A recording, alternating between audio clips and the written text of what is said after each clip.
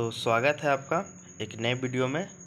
ये हमारा झारखंड ज्योग्राफी का क्लास नंबर 15 होने वाला है, जिसके अंतर्गत आज हम लोग झारखंड में पाई जाने वाली ऋतुओं यानी कि सीजन्स के बारे में पढ़ेंगे। तो आइए स्टार्ट करते हैं आज की क्लास।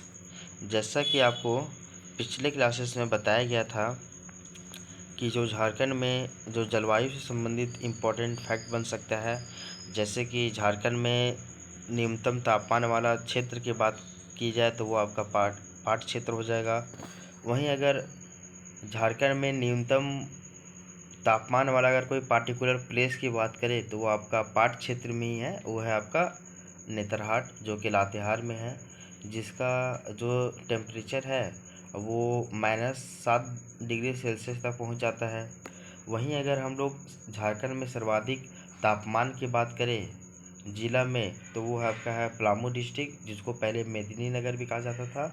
और वहीं सर्वाधिक तापमान वाला क्षेत्र की बात की जाए तो वो आपका जमशेदपुर है, जो कि पूर्वी सिंहभूम में है।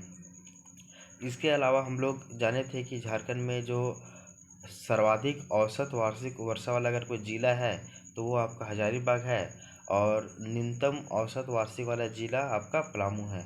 वहीं हम लोग ये भी जाने थे कि औसत वार्षिक वर्षा वाला जो क्षेत्र है, मतलब अधिक औसत वार्षिक वर्षा वाला क्षेत्र, वो आपका पाट रीजन है, यानी कि पाट क्षेत्र है। और आपका न्यूनतम औसत वार्षिक वर्षा वाला अगर कोई क्षेत्र है तो वो आपका चाईबासा का मैदान है, और चाईबासा के मैदान को ही ये संजय एवं खरकई का मैदान भी कहा जाता है। इसके अलावा हम लोग जाने थे कि पिछले क्लास में कि किसी भी जलवायु को प्रभावित करने वाले 4-5 फैक्टर होते हैं, जैसे कि आपका है लैटिट्यूड यानी कि अक्षांश, दूसरा है आपका ऊंचाई यानी कि एल्टीट्यूड, तीसरा है आपका वन प्रभाव यानी कि फॉरेस्ट, चौथा है आपका नदी प्रभाव या फिर डेल्टा प्रभाव, तो यानी कि रिवर और आपका डेल्टा इफेक्ट, पांचवा है आपका महाद्वीपीयता प्रभाव यानी कि कॉन्टिनेंटलिटी इफेक्ट, इसकी बात करते हैं हम लोग। तो फिर हम लोग जाने कि झारखंड में जो है वो झारखंड की जलवायु को प्रभावित करने वाले कारक वो हम लोग देखे, जिसमें हम लोग अक्षांश की बात किए, ऊंचाई के बारे में पढ़े, सागर से दूरी के बारे में पढ़े, और साथ ही साथ हम लोग इसमें ये आपका पवनों की दिशा, इसके बारे में भी हम लोग पढ़े। पवनों की दिशा में ही हम लोग जाने थे कि जो आपका प्रारंभिक ग्रीष्मकाल होता है, जिसको हम लोग काल बैसाखी कहते हैं, और ये क्या है क्या नहीं है और ये किन रीजन में ये वर्षा होती है, इसके बारे में हम लोग जान चुके हैं। तो आज की क्लास में हम लोग झारखंड में पाए जाने वाले ऋतु यानी कि सीजन्स के बारे में पढ़ेंगे। तो जैसा कि आपको पता है कि झारखंड में 3 तरह के ऋतु पाया जाता है। एक है आपका शुष्क ग्रीष्मकाल, ठीक है, जिसको हम लोग मानसून पूर्व काल भी कहते हैं। दूसरा है आर्द्र ग्रीष्मकाल, जिसे हम लोग वर्षा काल भी कहते हैं, यानी कि रेनी सीजन। और तीसरा है आपका शुष्क शीतकाल, जिसे हम लोग विंटर सीजन कहते हैं, यानी कि शीतकाल। यह आपका है ड्राई विंटर सीजन, है ना, तो ड्राई विंटर सीजन इसको हम लोग बोलते हैं शीतकाल। तो जो आपका शुष्क ग्रीष्मकाल है ये मार्च से लेकर 10 जून तक पाया जाता है मेनली। तो मार्च से लेकर हाफ जून तक आपका शुष्क ग्रीष्मकाल देखने को मिलता है, जिसे हम लोग मानसून पूर्व काल भी कहते हैं, यानी कि प्री मानसूनल पीरियड। इसके बाद 10 जून के बाद से लेकर आपका अक्टूबर तक आर्द्र ग्रीष्मकाल चलता है, जिसे हम लोग वर्षा काल कहते हैं, यानी कि रेनी सीजन, ठीक है। और आपका अक्टूबर से लेके नेक्स्ट मार्च तक आपका शीतकाल चलता है, कहने का अर्थ है ड्राई विंटर सीजन, यानी कि शीत ऋतु। तो झारखंड में 3 तरह का काल ये हम लोग को सीजन देखने को मिलता है। एक आपका प्री मानसूनल जो पीरियड है, जिसको हम लोग शुष्क ग्रीष्मकाल कहते हैं। उसके बाद आता है आपका आर्द्र ग्रीष्मकाल, यानी कि बरसात का मौसम। उसके बाद आता है शुष्क शीतकाल, यानी कि विंटर सीजन। इसका हम लोग क्रम देख चुके हैं। अब हम लोग एक एक करके बात करते हैं। सबसे पहले हम लोग शुष्क ग्रीष्मकाल के बारे में पढ़ेंगे। तो जो शुष्क ग्रीष्मकाल है ये क्या होता है, इसके बारे में देखिए। शुष्क ग्रीष्मकाल के बारे में, और अगर इसका टाइम पीरियड की बात कीजिएगा तो ये आपका 15 मार्च से लेकर 15 जून तक। तो 15 मार्च से लेकर 15 जून तक शुष्क ग्रीष्मकाल होता है, जिसे हम लोग प्री मानसूनल पीरियड कहते हैं, यानी कि मानसून पूर्व काल। इसमें देखिए, झारखंड का उत्तरी बाह्य पठार और राजमहल पहाड़ी के पश्चिमी क्षेत्र में शुष्क एवं उष्ण जो है वो शुष्क एवं उष्ण क्लाइमेट पाई जाती है। बिकॉज इन क्षेत्रों में शुष्क एवं गर्म स्थानीय पवन यानी कि लू का ये प्रभाव होता है, यहाँ पे फ्लो होता है। वहीं झारखंड के दक्षिण पूर्व कोने में, विशेषकर पूर्वी सिंहभूम में सागरीय प्रभाव के कारण उष्ण एवं उपाद्र जलवायु पाई जाती है। उष्ण एवं उपाद्र की बात की जाए तो ये आपका सम ह्यूमिड प्रकार की जलवायु पाई जाती है। कहने का अर्थ क्या है वो देखिए, ये है आपका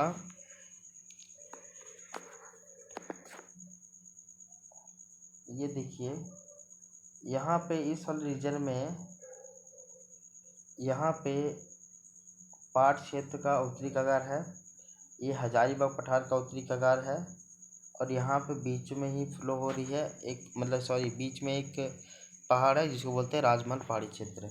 यहाँ एक ऊपर से नदी आ रही नीचे की ओर, ये है आपका अजय नदी। अब देखिए, इस वाले जो रीजन है,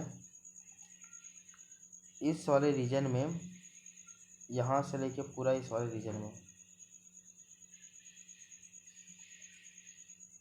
इधर ये आपका पूरा उत्तरी बाहरी पठार हो गया, और उत्तरी बाहरी पठार के साथ साथ ये जो आपका राजमहल पहाड़ है इसके ठीक पश्चिमी भाग में, यानी कि इस इलाके में आपका लू का प्रभाव चलता है। यानी कि लू का अर्थ क्या है, हॉट एंड ड्राई विंड, और ये एक स्थानीय तरह का विंड है, तो इधर आपका लू देखने को मिलता है, ठीक है। और इस कारण इधर का जो क्लाइमेट अलग हो जाता है, कैसा क्लाइमेट रहता है वो भी हम लोग देखेंगे। और ये देखिए, ये वाला जो इलाका है ये सागर से निकटता है, और ये वाला इलाका जो है वो सागर से दूरी है। क्योंकि इधर आपका पश्चिम बंगाल है, और पश्चिम बंगाल के जस्ट बगल में ही आपका बे ऑफ बंगाल यानी कि बंगाल की खाड़ी है। तो ये वाले इलाके में समुद्र से निकटता है, इस कारण से यहाँ पे सागर से निकटता होने के कारण अलग तरह का क्लाइमेट यहाँ पे पाया जाता है। जबकि ये सागर से दूरी है, प्लस यहाँ पे लू जो है इसका प्रभाव है, पश्चिमी विक्षोभ का भी प्रभाव है, यहाँ पे टेम्परेट साइक्लोन का प्रभाव है। इस कारण से इधर जो है वो आपका अलग तरह का क्लाइमेट देखने को मिलता है। अब अगर हम लोग इसमें देखें तो जो झारखंड का उत्तरी बाहरी पठार और राजमहल पहाड़ी का जो पश्चिमी क्षेत्र है, यहाँ पे आपको शुष्क एवं उष्ण जलवायु पाई जाती है, शुष्क और उष्ण जलवायु पाई जाती है। वहीं अगर इसके पीछे का रीज़न जाने कि ऐसा क्यों होता है, तो हम लोग जाने कि इन क्षेत्रों में शुष्क एवं गर्म स्थानीय पवन चलती है, जिसको हम लोग लू कहते हैं। तो जो लू है इस रीजन में फ्लो होता है, इस कारण से यहाँ पे शुष्क एवं उष्ण क्लाइमेट पाई जाती है, ठीक है।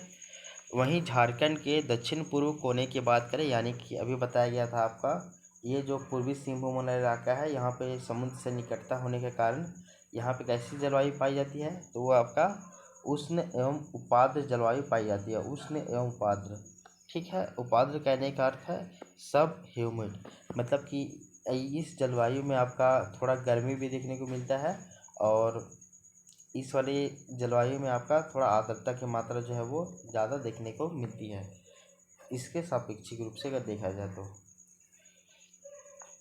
और जो आपका शुष्क ग्रीष्मकाल है, इसका टाइम पीरियड की बात कीजिएगा तो 15 मार्च से लेकर 15 जून के बीच में आपका शुष्क ग्रीष्मकाल होता है, जिसे हम लोग प्री मानसूनल पीरियड कहते हैं, यानी कि मानसून पूर्व काल।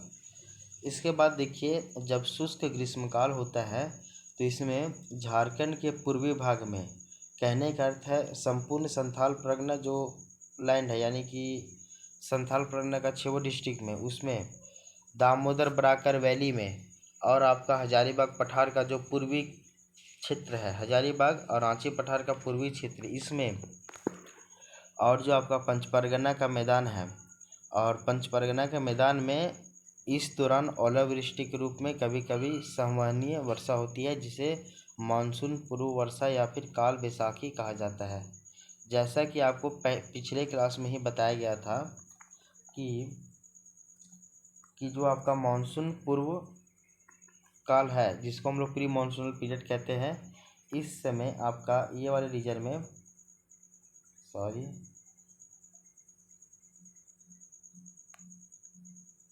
ये आपका राजमहल पहाड़ है। राजमहल पहाड़ का ये पश्चिमी भाग हुआ, ये पूर्वी भाग हुआ। पश्चिमी भाग में तो यहाँ पे शुष्क एवं उष्ण जलवायु मिलेगी, वो तो हम लोग देख चुके हैं। लेकिन साथ ही साथ ये आपका संथाल परगना वाला संपूर्ण रीजन। इसके बाद देखिएगा ये आपका दामोदर बराकर बेसिन, रांची हजारीबाग पठार का पूर्वी कगार के सारे कुछ कुछ जो भाग है ये, साथ ही साथ आपका ये पंच परगना का मैदान, इन सभी इलाकों में यहाँ पे प्री मानसून जो पीरियड है, प्री मानसूनल पीरियड, यानी कि मानसून पूर्व काल में यहाँ पे वर्षा देखने को मिलती है। और इस वर्षा को हम लोग काल बैसाखी कहते हैं, और काल बैसाखी को ही मानसून पूर्व वर्षा भी कहा जाता है। ठीक है। और यहाँ पे बेसिकली दोपहर के बाद एकदम गरज मलक के साथ हेल और हेल स्टॉर्म के रूप में, हेल कहने का अर्थ है हिम और हेल स्टॉर्म कहने का अर्थ है ओलावृष्टि, तो यहाँ पे आपका एकदम ओलावृष्टि देखने को मिलेगा, और वो भी बहुत बड़े मात्रा में। साथ ही साथ इसमें ना वायु का उच्च वेग भी होगा। तो इन इलाकों में मानसून से पहले वर्षा होती है, जिसको हम लोग काल बैसाखी कहते हैं। इसके बाद देखिए बताया गया है यहाँ पे सामान्य वर्षा होती है, जिसे हम लोग मानसून पूर्व वर्षा या फिर काल बैसाखी भी कहते हैं। इसके बाद देखिए वहीं इस दौरान पाट क्षेत्र में ऊंचाई एवं वन प्रभाव के कारण सापेक्षिक रूप से कम तापमान एवं सापेक्षिक रूप से उच्च जो है वो आर्द्रता पाई जाती है। आपको ये हमेशा बताया गया है कि ये है जो है ये आपका पाट रीजन है, और पाट रीजन में हमेशा जो है वो जलवायु वो अधिकांश पाई जाती है। यहाँ का जलवायु हमेशा चेंज होता है। और क्यों होता है चेंज, वो देखिए हम लोग कि पाट क्षेत्र में तो एक आपका हाइट भी ज़्यादा है, इस कारण भी ये जलवायु को प्रभावित करती है। साथ ही साथ यहाँ पे वन भी अधिक मात्रा में है, ये भी जलवायु को प्रभावित करती है। तो पाट क्षेत्र का ऊंचाई और जो आपका वन है, इन दोनों प्रभाव के कारण यहाँ पे सापेक्षिक रूप से जो तापमान है वो काफ़ी कम देखने को मिलती है। कहने का अर्थ है यहाँ पे हमेशा सालों भर ठंडा होता ही है अधिकांश सापेक्षिक रूप से, और यहाँ पे जो आर्द्रता है वो उच्च होती है हमेशा। ठीक है। तो ये हम लोग शुष्क एवं उष्ण जो आपका जलवायु है, कहने का अर्थ है मानसून पूर्व काल, जिसे हम लोग प्री मानसूनल पीरियड भी कहते हैं। तो इसमें जो जो कंडीशन बन सकता था वो हम लोग जाने। सबसे पहले हम लोग इसमें जाने कि जो आपका उत्तरी बाहरी पठार है और आपका राजमहल पठार का जो पश्चिमी भाग है, यहाँ पे आपका शुष्क एवं उष्ण जलवायु मिलेगी। ठीक है। क्यों, तो क्योंकि यहाँ पे एक जो है स्थानीय पवन चलता है जो कि लू कहलाता है आपका, वो आपका हॉट एंड ड्राई विंड होता है, इस कारण से। इसके बाद हम लोग जाने कि नीचे वाला जो एरिया है, ये सिंहभूम वाला इलाका, यहाँ पे सागर से निकटता होने के कारण यहाँ पे जो है वो शुष्क एवं उपाद्र प्रकार की जलवायु मिलती है, यानी कि सब ह्यूमिड प्रकार की। क्यों, क्योंकि ये सागर से निकटता है। इसके बाद हम लोग जाने कि आपका संथाल परगना, दामोदर बराकर बेसिन, रांची हजारीबाग पठार का पूर्वी भाग और जो आपका पंच परगना का मैदान है, इसमें आपका मानसून पूर्व वर्षा देखने को मिलती है, यानी कि सामान्य वर्षा होती है यहाँ पे, जिसे हम लोग मानसून पूर्व वर्षा या फिर काल बैसाखी कहते हैं। और ये बेसिकली दोपहर के बाद होगा, गरज मलक के साथ, बिजली के साथ यहाँ पे वर्षा होती है, हेल और हेल स्टॉर्म के रूप में, ये आंधी के रूप में होता है। और ये जो आंधी होता है ये बर्फ़ का आंधी होता है। ठीक है ना। तो ये पॉइंट हम लोग सब कुछ जान गया है। और जो आपका मानसून पूर्व वर्षा होती है इसका अगर टाइम पीरियड की बात की जाए तो ये आपका 15 मार्च से लेकर 15 जून तक ये देखने को मिलता है। इसके अलावा अगर हम लोग आर्द्र ग्रीष्मकाल की बात करें तो आर्द्र ग्रीष्मकाल का जो टाइम पीरियड है वो है आपका 15 जून से लेकर 10 अक्टूबर तक। तो 15 जून से लेकर 10 अक्टूबर तक आपका आर्द्र ग्रीष्मकाल देखने को मिलता है, जिसे हम लोग रेनी सीजन भी कहते हैं, यानी कि झारखंड में इसी को बरसात कहते हैं, यानी कि वर्षा ऋतु कहते हैं। तो 15 मार्च से लेकर 15 जून तक आपका शुष्क ग्रीष्मकाल चलता है। अब 15 जून से लेके 10 अक्टूबर तक आपका आर्द्र ग्रीष्मकाल चलता है, जिसे हम लोग वर्षा काल यानी कि रेनी सीजन कहते हैं। उसके बाद ठीक 10 अक्टूबर से लेकर आपका 15 मार्च तक फिर आपका ठंडा का सीज़न चलेगा, यानी कि शुष्क शीतकाल चलेगा। ठीक है। अब देखिए, अगर हम लोग आर्द्र ग्रीष्मकाल के अगर हम लोग फिगर देखें तो वो कुछ ऐसा होगा। आर्द्र ग्रीष्मकाल के बारे में ये चीज़ बताया जाता है कि यहाँ पे आपको कई सारा क्षेत्र में जो है वो काफ़ी ज़्यादा वर्षा देखने को मिलती है, क्योंकि ये अरब सागर से, बे ऑफ बंगाल से सबसे ये जो है वो वर्षा प्राप्त करती है। इसके बारे में हम लोग एक बार थोड़ा सा लैंग्वेज के फॉर्म में देखते हैं। सबसे पहले हम लोग जाने जो आर्द्र ग्रीष्मकाल है, जिसको हम लोग वर्षा काल यानी कि रेनी सीजन कहते हैं। इसका जो टाइम पीरियड होता है वो आपका 15 जून से लेके 10 अक्टूबर तक देखने को मिलता है। और झारखंड में इस काल को दक्षिण पश्चिमी मानसून या फिर वर्षा काल कहते हैं। तो झारखंड में जो आपका दक्षिण पश्चिमी मानसून है या फिर जो आपका वर्षा काल है वो आर्द्र ग्रीष्मकाल को ही कहा जाता है। आगे देखिए, इस काल में पाट रीजन यानी कि पाट क्षेत्र में जो ऊंचाई प्रभाव एवं वन प्रभाव के साथ साथ मानसून की जो बे ऑफ बंगाल की जो शाखा है और जो आपका अरब सागर की जो शाखा है, यानी कि अरब सागर की जो शाखा है, जो आपका एक नर्मदा ताप्ती उपशाखा के अभिसरण के कारण यहाँ पे सर्वाधिक वर्षा होती है। कहने का अर्थ क्या है वो हम लोग देखिए। इंद्र भगवान पूरी तरीके से पाट क्षेत्र में खुश है। क्यों है? क्योंकि यहाँ पे बहुत ज़्यादा वर्षा कराते हैं। कैसे? वो देखिए, ये है आपका पाट क्षेत्र, ये हम लोग जान गए हैं। और ये आपका जो पाट क्षेत्र है, यहाँ पे जो आपका दक्षिण पश्चिम मानसून है, ये आपका दक्षिण पश्चिम मानसून इधर से जा रही है, दक्षिण पश्चिम मानसून। ये हम लोग दक्षिण पश्चिम जो मानसून बोल रहे हैं, दक्षिण से आपका ये हो गया, पश्चिम ये हो गया और ये आपका पूर्व हो गया। तो इसका डायरेक्शन तो दक्षिण पूर्व है, लेकिन इसको हम लोग दक्षिण पश्चिम कह रहे हैं। क्यों कह रहे हैं? क्योंकि इसका जो दिशा है यानी कि डायरेक्शन, वो हम लोग बंगाल की खाड़ी में कैसा डायरेक्शन था उसके अनुसार लेंगे। यानी कि जो मानसून है, मानसून का डायरेक्शन सी में कैसा है यानी समुद्र में कैसा है, उस वाले डायरेक्शन को ही हम लोग यहाँ पे काउंट करेंगे। ठीक है। तो जो आपका दक्षिण पश्चिम जो मानसून है यानी कि बंगाल की खाड़ी की जो शाखा है, ये इससे वर्षा होती है। ये जब ऐसे जाती है, ठीक है ना, ये जा रही है। उसके बाद इधर से आपका अरब सागर का जो शाखा आ रहा है, ठीक है ना, तो अरब सागर का ये शाखा इधर से आ रही है। इधर से आपका दक्षिण पश्चिमी मानसून आ रहा है, ठीक है। ये भी ऊपर की ओर जाएगी, इधर आपका वर्षा कराते कराते कराते कराते ऊपर की ओर जाएगी, ये आगे बढ़ते चली जाती है, ठीक है ना। तो इसमें हम लोग पढ़े कि पाट क्षेत्र में ऊंचाई प्रभाव के साथ साथ वन प्रभाव भी पड़ता है।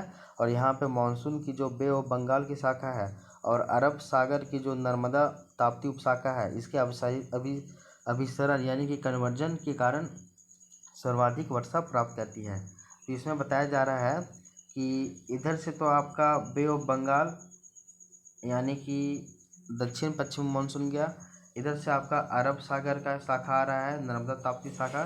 तो इससे ये सब दोनों मिलता है और इससे जब दोनों ये मिलता है यानी कि अभिसरण होता है, तो इससे वर्षा बहुत ज़्यादा अधिक मात्रा में होती है।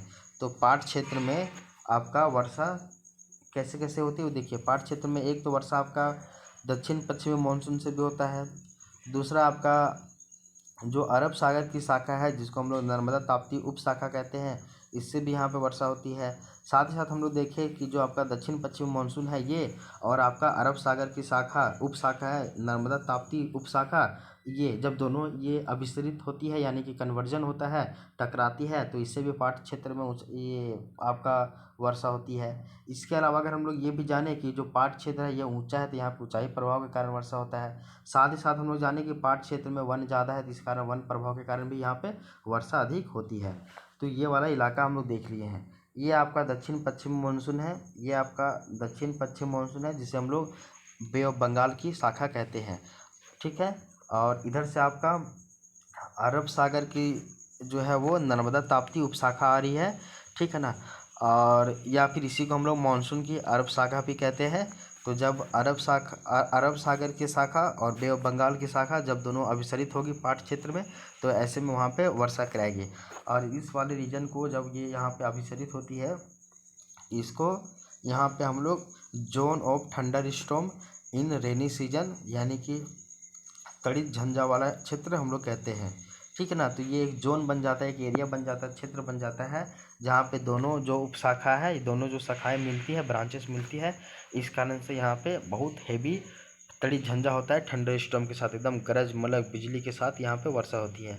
और इसके पीछे का रीजन क्या है, तो मानसून की दोनों शाखाओं के मिलने के कारण। ठीक है, आई होप ये वाला बात आपको समझ में आया होगा। अब हम लोग चलते हैं नेक्स्ट बात में, आगे इसके बाद क्या दिया हुआ है। वहीं झारखंड के दक्षिण पश्चिमी क्षेत्र, अगर झारखंड का ये है दक्षिण वाला इलाका है और ये आपका पश्चिम वाला इलाका है, तो वहीं अगर हम लोग झारखंड के दक्षिण पश्चिम इलाके की बात करें, यानी कि सिमडेगा की बात करें, गुमला की बात करें, जिसमें हम लोग मेनली शंख एवं दक्षिणी कोयल बेसिन, तो ये आपका हम लोग देखते हैं, ये आपका शंख बेसिन है, ये आपका दक्षिणी कोयल बेसिन है। इन दोनों को सम्मिलित रूप से हम लोग सिमडेगा का पठार भी कहते हैं। ये हो गया। साथ ही साथ अगर इसको हम लोग बड़ा मैप में देखें तो देखिए कुछ ऐसा होगा। ये आपका जो है ये आपका उत्तरी बाहरी पठार है, हम लोग जान गए हैं। यहाँ पे तो आपका स्वर्णरेखा का मध्य घाटी, जिसको हम लोग पंच परगना का मैदान कहते हैं। नीचे में आपका है चाईबासा का मैदान, जिसको हम लोग संजय एवं खरकई का मैदान कहते हैं। ये वाला इलाका है स्वर्णरेखा की जो निचली घाटी, जिसको हम लोग सिंहभूम शेयर जोन कहते हैं। इधर आपका दालमा हिल रीजन है, इधर आपका ढालपुर या फिर धनजोरी वाला क्षेत्र है। ठीक है, यहाँ तक आपको समझ में आ गया है। इसके बाद अगर हम लोग देखिए,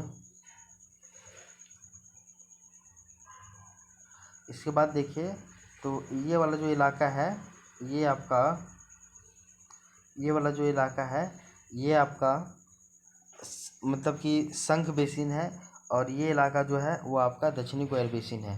तो इन दोनों को हम लोग शंख बेसिन और जो आपका दक्षिणी कोयल बेसिन है, इन दोनों को सम्मिलित रूप से हम लोग सिमडेगा का पठार कहते हैं। ठीक है। इसके अलावा अगर हम लोग देखें, इसके अलावा तो ऊपर में यहाँ पे जस्ट आपका पोरहाट है। ठीक है, और नीचे में आपका सारंडा है, और इस साइड में आपका कोल्हान उच्च भूमि है। ठीक है ना। तो यहाँ तक हम लोग ये चीज़ जानते हैं।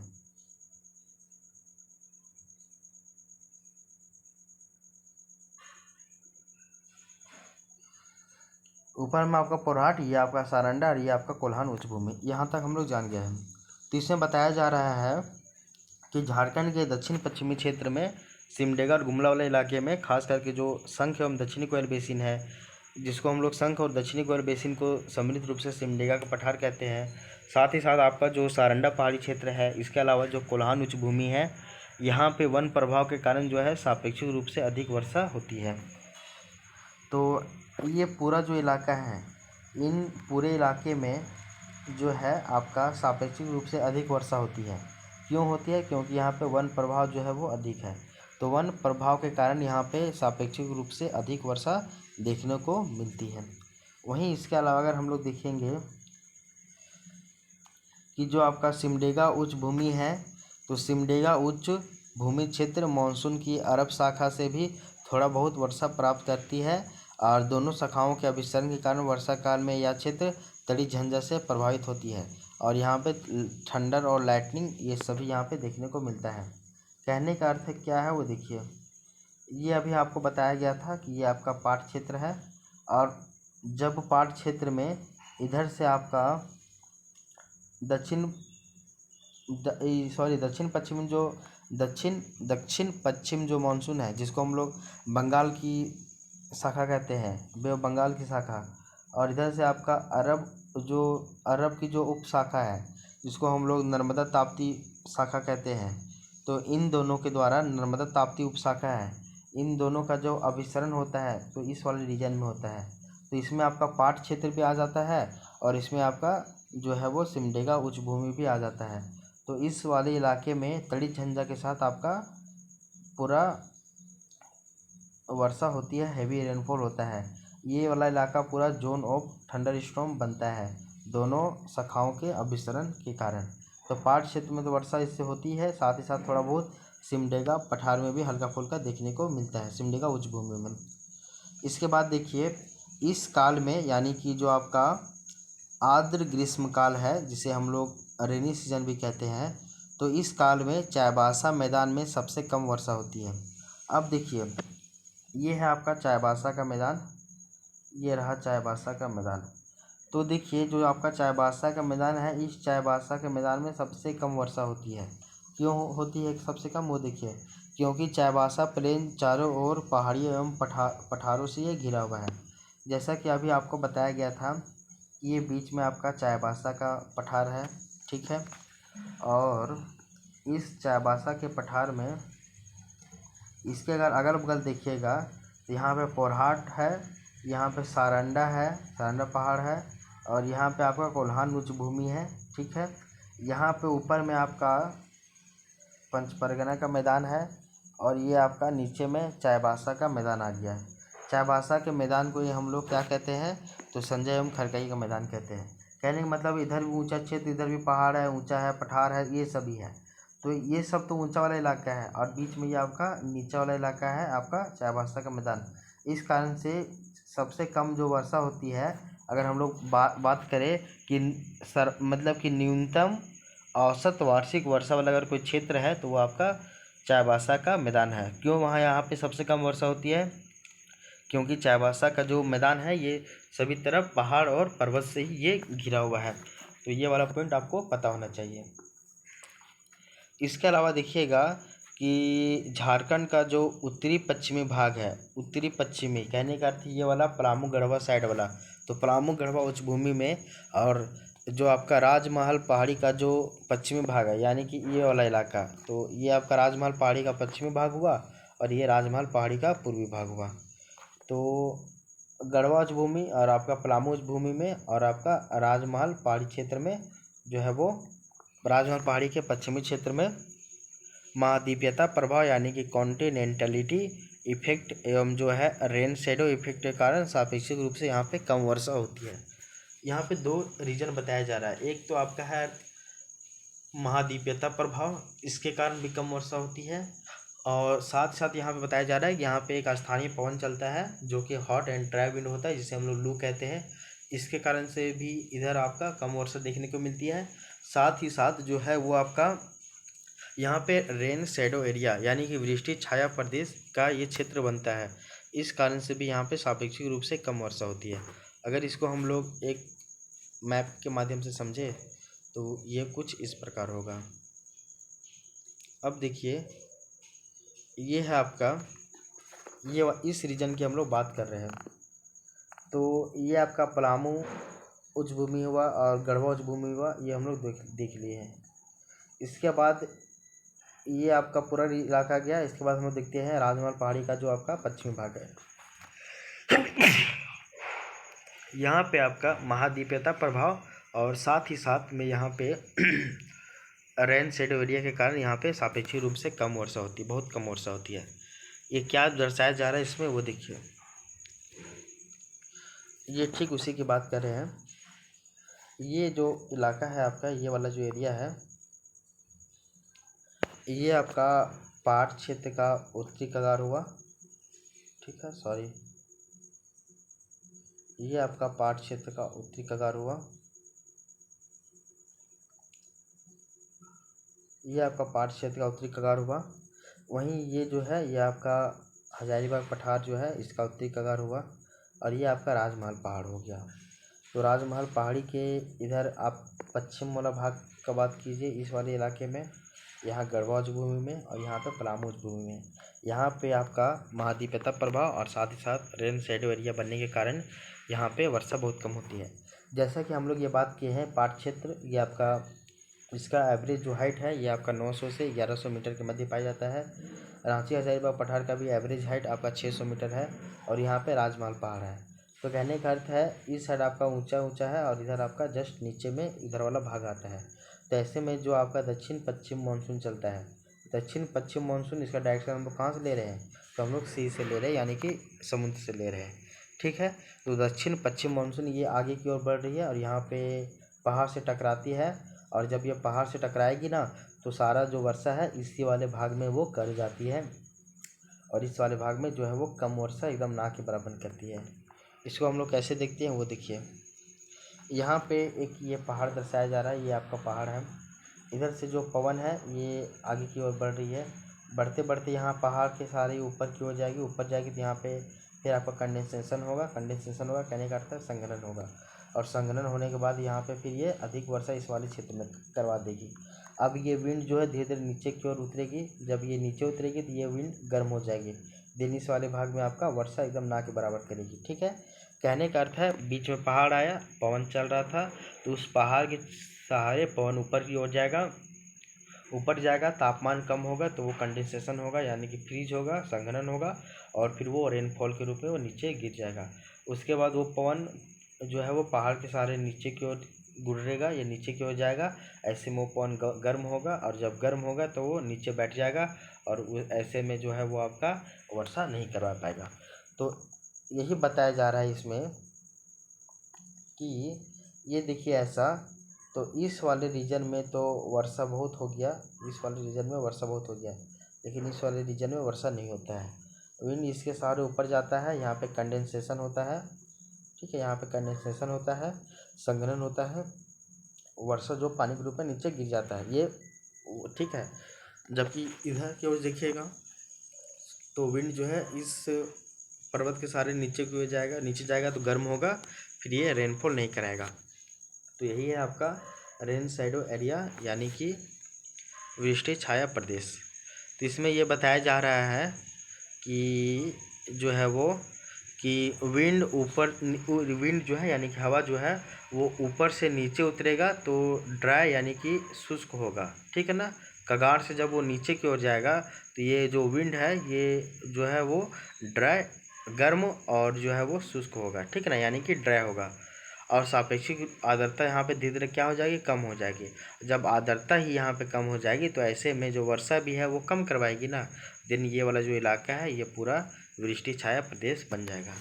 फिर एक पॉइंट आपको बताया गया था ना कि जो सी में जो डायरेक्शन होता है उसी की डायरेक्शन को हम लोग काउंट करते हैं, लैंड में जो डायरेक्शन होता है उसको हम लोग देखते नहीं हैं। तो ग्रीष्म काल में जो हम लोग बात किए थे कि जो आपका दक्षिण पश्चिम मानसून है यानी कि बंगाल की शाखा है, ये जब आती है तो ये कैसे रेनफॉल करवाती है, और ये फिर कैसे जब रेन शेडो एरिया बनता है तो इससे फिर उस वाले इलाके में यानी कि आपका जो है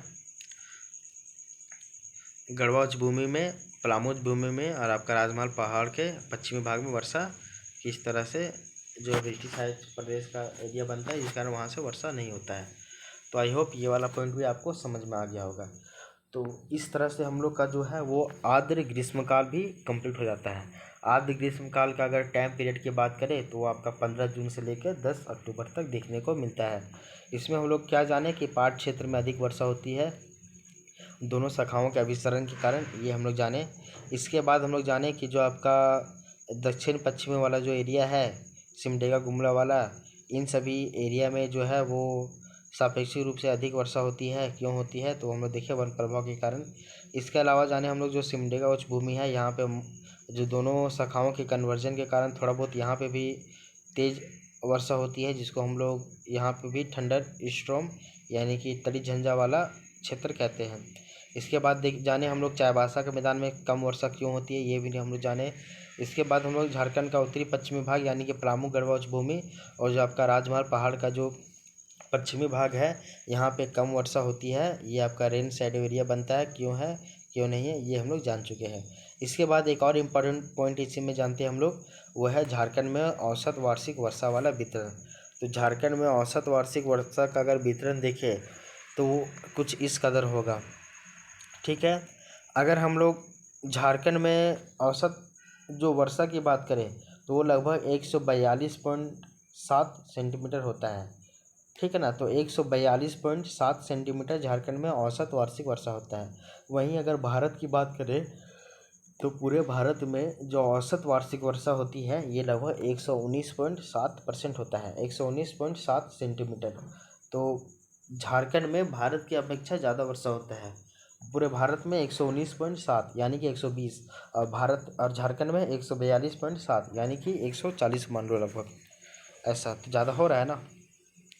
अब देखिए झारखंड का अगर मैप देखेंगे तो झारखंड के मैप में ये जान लीजिए आप कि ये जो ऊपर का भाग है जिसको हम लोग पलामू उच्च भूमि या गढ़वा उच्च भूमि कहते हैं, तो इस भाग में जो वर्षा होती है ये आपका 110 से लेके 130 सेंटीमीटर के मध्य में होती है।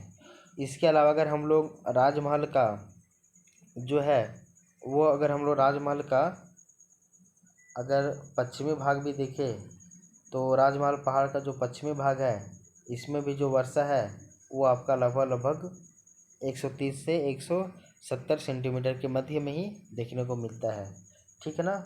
वहीं अगर इसके अलावा अगर हम लोग जानें तो जो आपका ये कोडरमा वाला क्षेत्र है यहाँ पे जो वर्षा होती है, जहाँ पे पूरा ब्लैक दिख रहा है वहाँ पे जो वर्षा होती है ये लगभग यहाँ पे वर्षा जो होती है ये,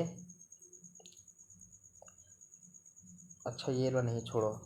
इसके बाद देखते हैं हम लोग पाट क्षेत्र की बात करते हैं। पाट क्षेत्र में जो रेनफॉल होता है, ठीक है, ये जो रेनफॉल होता है साथ ही साथ जो आपका सिमडेगा पठार का बात करें, सारंडा पहाड़ का बात करें या फिर जो आपका कोल्हान उच्च भूमि की बात करें तो यहाँ पे जो रेनफॉल होता है ये आपका लगभग 150 से लेके 170 सेंटीमीटर के मध्य में होता है, ठीक है। और ये कहीं कहीं ये दिखाया जा रहा है राजमहल के पूर्वी भाग में ही, राजमहल के पश्चिम भाग में भी थोड़ा सा है, ठीक है। तो इन इलाकों में जो वर्षा होती है ये लगभग आपका 150 से लेके 170 सेंटीमीटर के मध्य में पाया जाता है। वहीं जो आपका ये कोडरमा वाला भी जो क्षेत्र है यहाँ पे भी जो वर्षा है ये लगभग 150 से लेके 170 सेंटीमीटर के मध्य में पाया जाता है। तो आप केवल ये याद रखिएगा कि गढ़वा उच्च भूमि, पलामू उच्च भूमि और आपका राजमहल का पश्चिमी भाग यहाँ पे जो वर्षा होती है ये 110 से लेके 130 सेंटीमीटर के मध्य में होता है। वहीं अगर हम लोग बात करें तो पाट क्षेत्र, सिमडेगा, उसके बाद फिर सारंडा पहाड़ी क्षेत्र और उसके बाद जो आपका कोल्हान उच्च भूमि है यहाँ पे और आपका कोडरमा का जो क्षेत्र है कोडरमा पठार और जो आपका राजमहल का पूर्वी भाग है यहाँ पे जो वर्षा होती है सर्वाधिक होती है, ये आपका 150 से लेके 170 सेंटीमीटर के मध्य में पाया जाता है, ठीक है। यहाँ तक देख लिए हम लोग। इसके अलावा अगर हम लोग देखें तो झारखंड का ये वाला जो इलाका है कहने का अर्थ है इसको हम लोग चाईबासा का मैदान कहते हैं। और ये जो चाईबासा का मैदान है और तो इस चाईबासा के मैदान में झारखंड का सबसे कम वर्षा होती है, जैसे कि आपका जो है 110 सेंटीमीटर से कम। तो चाईबासा के मैदान में 110 सेंटीमीटर से भी कम वर्षा देखने को मिलती है, ठीक है। वो हम लोग देख लिए हैं। इसके बारे में हम लोग जाने, इसके बारे में रीजन में जाने और इस रीजन और इस रीजन को हम लोग देख चुके हैं। इसके बाद जो रेस्ट ये वाला जो रीजन बच रहा है जिसको हम लोग ये झारखंड का अधिकांश जो क्षेत्र है, तो झारखंड के इस वाले क्षेत्र में आपका 130 से लेके 150 सेंटीमीटर के मध्य में जो वर्षा मिलती है। तो 130 से लेके 150 के मध्य में ये वाला क्षेत्र में वर्षा मिलता है। तो ये है आपका 130 से 150 के मध्य में, ठीक है ना। 130 से 150 सेंटीमीटर के मध्य में वर्षा यहाँ पे देखने को मिलती है। तो ये था हम लोग का झारखंड में जो है वो औसत वार्षिक वर्षा का वितरण, ये हम लोग देख चुके हैं। इसके बाद अगर हम लोग एक और पॉइंट देखें कि शुष्क शीतकाल जो है यानी कि ड्राई विंटर सीजन, शुष्क शीतकाल यानी कि ड्राई विंटर सीजन जो कि आपका 10 अक्टूबर से लेके 15 मार्च तक देखने को मिलता है। तो अभी आपको बताया ही गया था कि ये तो आपका पाट क्षेत्र का उत्तरी कगार हुआ, ये आपका हजारीबाग पठार का उत्तरी कगार हुआ, ये आपका अजय नदी बेसिन है और अजय नदी के द्वारा, और ये आपका राजमहल पहाड़ है, ठीक है। यहाँ तक बताया गया है।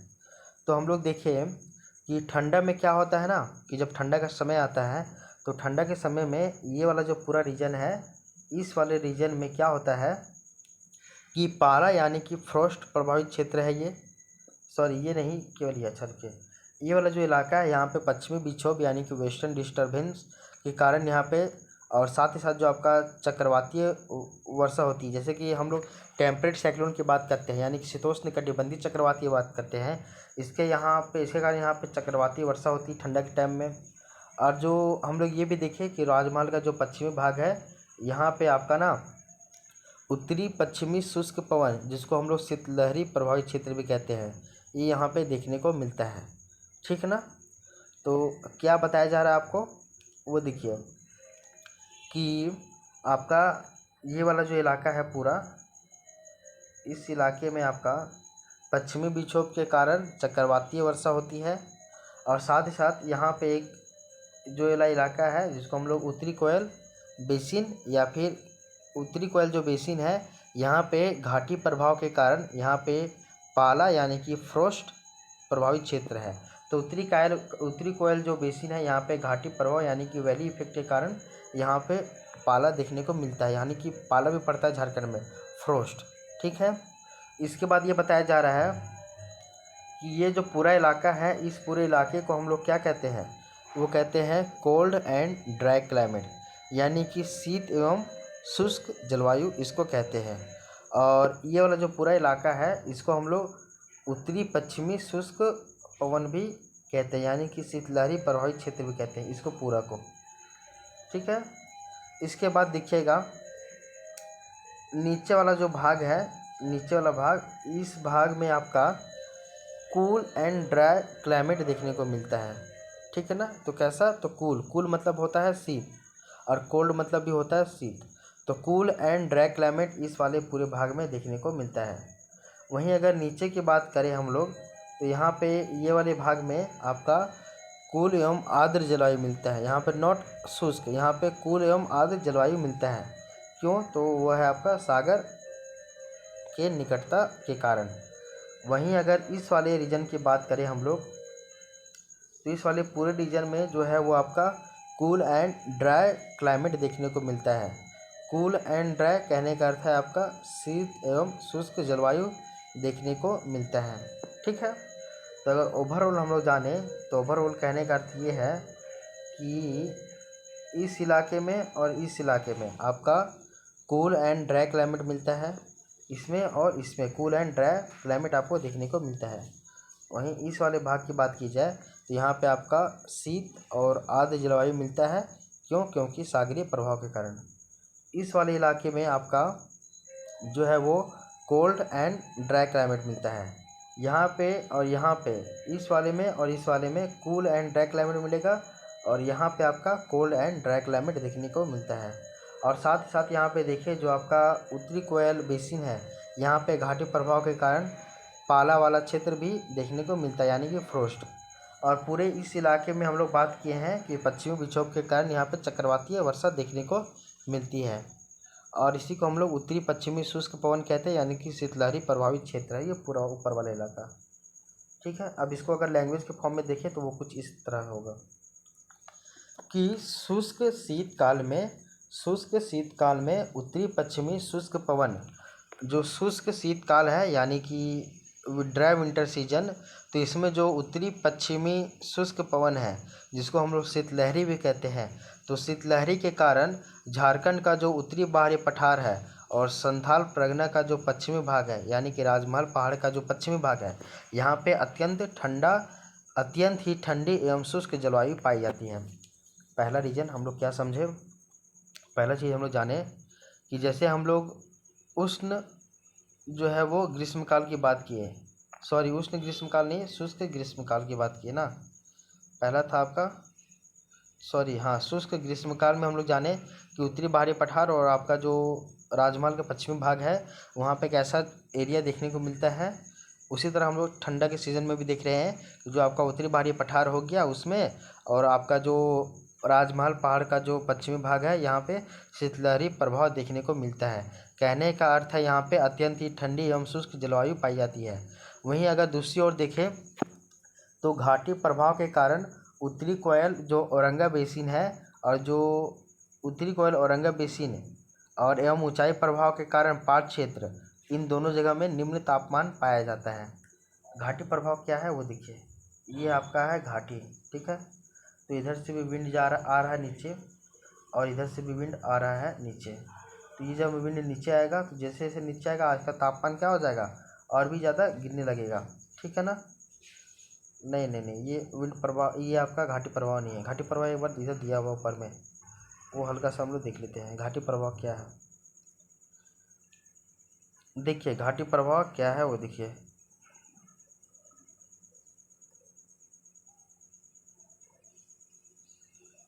कहीं तो हम लोग लिखे थे घाटी प्रभाव, हल्का सा रुकिएगा। छोड़िए घाटी प्रभाव नहीं मिल रहा, आप इधर ये समझिए कि इधर से विंड ऊपर से नीचे की ओर उतर रही है, इधर से भी विंड ऊपर से नीचे की ओर उतर रही है। यहाँ पे घाटी है, घाटी के कारण क्या होगा, यहाँ पे घाटी में नदी फ्लो हो रही है, तो इस नदी के कारण यहाँ का तापमान जो है वैसे भी कम रहेगा। तो ऐसे में ऊपर से कोई भी जो पवन नीचे की ओर उतर रही है तो उसका भी टेम्परेचर क्या हो जाएगा, कम हो जाएगा। और ये टेम्परेचर इतना कम हो जाएगा कि यहाँ पे घाटी मतलब सॉरी यहाँ पे फ्रोस्ट यानी कि पाला क्षेत्र ये बन जाएगा। ठीक है ना। तो ये आपका घाटी प्रभाव है।